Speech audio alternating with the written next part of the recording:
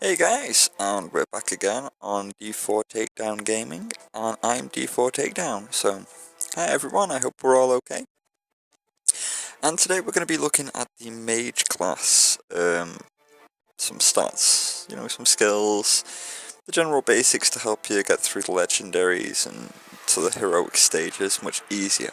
So the first thing that we usually look at, as we did on the warrior builds, is the stats that we're going to be looking for mainly in a mage class.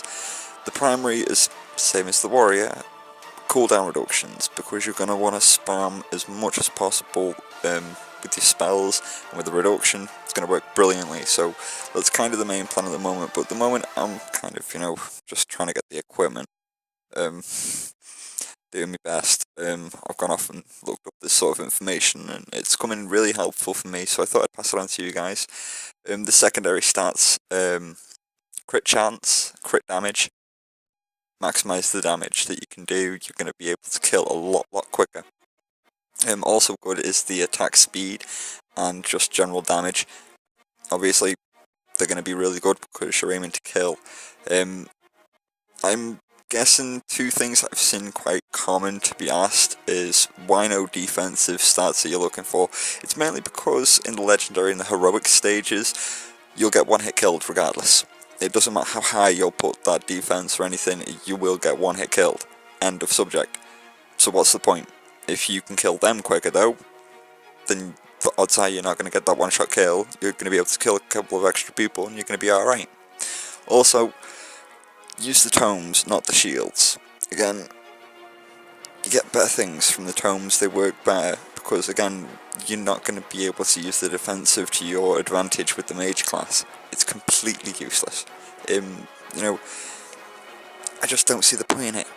To be fair, if the defense isn't going to do you any good, so use a tome. That's what the mage class is for, that's why the tomes are there, people, come on now. So, that's pretty much the stats covered. If we go to the skills, as you can see, I'm still currently actually working on mine. But the first off, basic one, that's usually a really quite good one, but I've took it off at the moment so I can upgrade my other ones. I'm just faffing to see what they're good at, what's not good at. But the Frost Bolt, it's really good for 1v1 because it's got a good damage per second. So, always helpful. And it has an added freeze effect. Plus, once you have actually up to level 10, it also adds a slow effect. Which again, brilliant. You're basically stopping them in their tracks. It's also quite good against the bosses for the exact same reason. You can slow them or stop them dead in their tracks for a period of time. Versus mobs, however, it's obviously quite good as well because you can reduce the numbers quite quickly with that sort of attack. Anyways, the next good one is Fireball. Obviously, it's a nice auto attack, and to upgrade obviously, and you can use it with the Frostbolt because it's a good little combo together. Just an idea for you guys. Also, the Fireball has a damage over time effect, so as explained right there. It's not so good for 1v1. You could probably be better off getting the Arcade Bolt or Arcanium Bolt, sorry. Or using the Frostbolt, because, well, they're just better for the DPS, basically, and the general damage. Oh,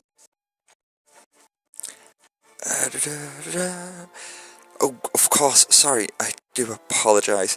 It's the Fireball is actually quite good against the mobs, because it has a general area of effect, especially if you use the compress, the vortex, sorry, Eleanor's vortex, what I was trying to think of what I wanted to say to you guys. She has the compress skill with the vortex. Use that with Fireball because you're going to maximise the amount of damage that you're capable of doing. And at level 10, it also adds an add meteor effect, so you get some meteors dropping on these guys. How quality is that? I really do enjoy this game. I really do. I'm currently just cracking on with some leveling up and stuff, so, enjoy the show while I carry on going through. The next good one, obviously, is the Arcane Vault, as I just set up before, but again, this is later in the game auto attack, so you don't get it straight off the bat. Obviously, I recommend to get it up to level 10, as always with most of the decent skills, because 1 versus 1 it has an amazing damage per second, DPS, damage per second, so you guys know, and it has a 6 bolt per cast attack. So replace that with your Frostbolt or something, only once you get up to level 10, because Frostbolt's still quite effective if you've already got it up to level 10. In verse mobs, it's good, but again, Fireball or the Arc Lightning has a better damage rate, so try and pick and choose what's personally best for you, but these are the best I've found so far. And as I've just said then, the Arc Lightning, it is a must-have, but again, it's late in the game, unfortunately. As always, get it up to level 10, because you get an attack speed and an increased jump chance. One of those little funky things that pop up. It's not so good for a 1 versus 1, but it is against versus mobs with the compressed combo, as I said before. Always an idea for you guys, just so you know. So, we'll just have a little fun with these guys. I've recently been upgrading the stats, as I said. So, the utility abilities, as we usually cover, we have to. Frost Nova is, I've heard, is a good one. Unfortunately, I've not got it up to level yet, so I'm not 100% sure, but the damage is normal on it, but it... Oh, sorry, just bear with me, guys. Just...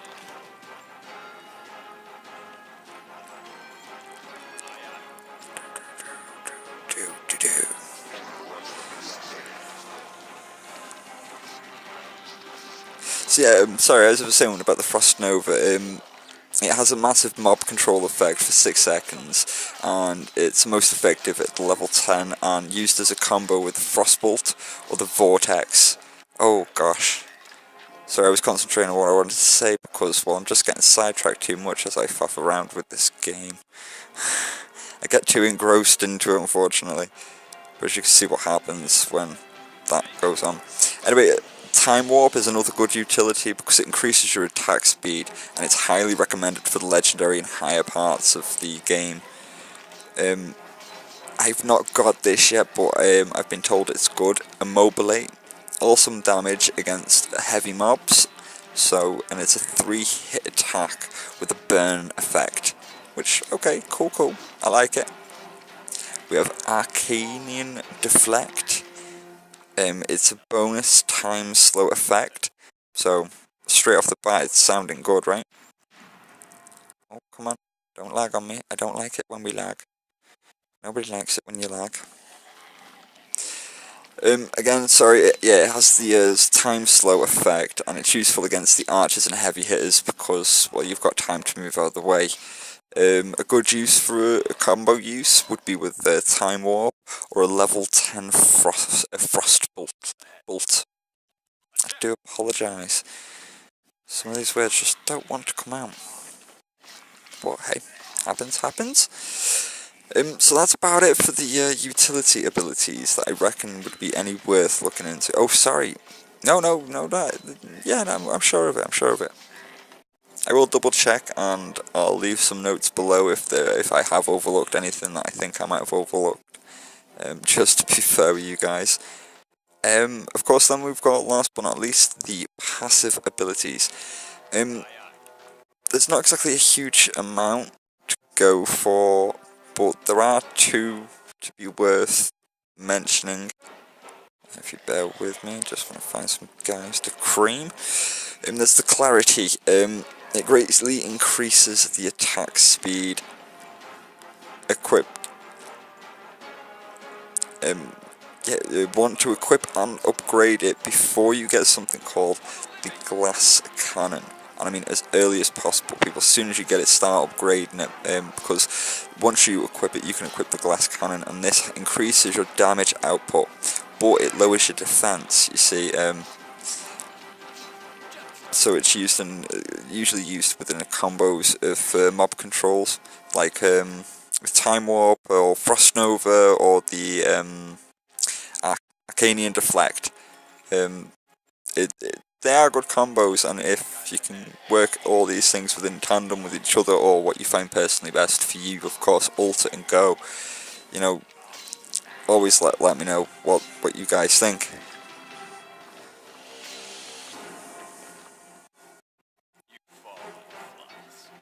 Oh, and of course, some helpful hints with your gems, guys. Don't waste them. Unfortunately, I did waste a few on my first character. I realised I really shouldn't.